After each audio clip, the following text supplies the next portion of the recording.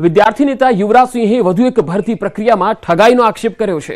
જીએસઆરટીસીમાં senior clerk અને કંડક્ટરની નોકરી આપવાના બહાને છેતરપિંડીનો આરોપ લગાવ્યો। બોરસદના નિલેશ મકવાણા અને આશીષ ક્રિશ્ચન નામના શખ્સોએ ફરિયાદી પાસેથી 97,200 રૂપિયા પડાવ્યા। તમામ પૈસાનો વ્યવહાર ઓનલાઈન કરવામાં આવ્યો। જીએસઆરટીસીના નકલી એપોઇન્ટમેન્ટ લેટર પણ આપવામાં આવ્યા। આધાર પુરાવા રજૂ કરવા છતાં 4 મહિનાથી પોલીસ ફરિયાદ નોંધતી ન હોવાના ગંભીર આરોપ લગાવ્યા છે। 97,200 આપ્યા હતા ટોટલ।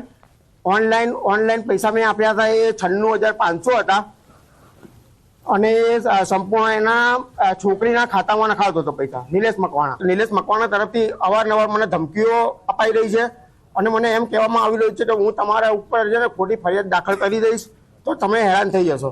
કોઈ જાગૃત વ્યક્તિ જો આવી અને સામે આ ચાલીને જો ફરિયાદ નોંધાવતો હોય તો હું એવું માનું છું કે તરત જ પોલીસે ફરિયાદ નોંધી જે પણ લોકોએ ઠગાઈ કરી છે, જે પણ લોકોએ છેતરપિંડી કરી છે એ ભવિષ્યમાં ન કરે એટલા માટે એક કડક દાખલો બેસે બંને તરફ। ભવિષ્યમાં કોઈ ઉમેદવાર પણ આવું ન કરે જેથી કરીને ક્યાંય પણ આ રીતે ખોટું ન થાય। તાપી જિલ્લાની એકમાત્ર વ્યારા રેફરલ હોસ્પિટલના ખાનગીકરણના મુદ્દે ધરણા પ્રદર્શન યથાવત છે। વ્યારા ખાતે 3જી તારીખથી આદિવાસી સમાજના લોકો અચોક્કસ મુદતના ધરણા પર છે। તેઓ હોસ્પિટલને સરકારી જ રહેવા દેવાની માંગ કરી રહ્યા છે।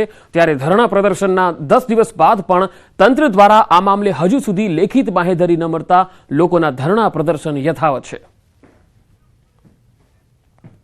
સરકારી હોસ્પિટલને બચાવવા માટે છેલ્લા 1.5 વર્ષથી આંદોલન ચાલી રહ્યું છે અને 1.5 વર્ષના આંદોલન દરમિયાન પણ સરકાર દ્વારા કોઈ પણ પગલાં ભરવામાં નથી આવ્યા, જેને કારણે ફરી એકવાર ધરણા આંદોલન કરવાની જે તાપી જિલ્લાના લોકો છે એમને ફરજ પડી છે। સરકારશ્રીને રજૂઆત કરેલી હતી, અમને મૌખિક બાંહેધરી આપવામાં આવી હતી, પણ સરકાર એ મૌખિક બાંહેધરીને લેખિત આપવામાં નિષ્ફળ ગઈ છે। તો અમે 3જી તારીખથી ધરણા પર બેઠા છે, જે ધરણાનો 11મો દિવસ છે। એકમાત્ર વ્યારામાં સરકારી હોસ્પિટલ છે અને એમાં સુવિધા જ્યારે લેવાની હોય, સારવાર લેવાની હોય ત્યારે ફ્રીમાં મળે છે, એટલે આ હોસ્પિટલનું મહત્ત્વ ખૂબ જ વધી જાય છે। એટલે તાપી જિલ્લાના તમામ લોકોને અને સમગ્ર આદિવાસી વિસ્તારના તમામ લોકોને અમે કહેવા માગીએ છીએ કે જે સરકારી હોસ્પિટલ છે એ સરકારી જ રહે। ઉનાળા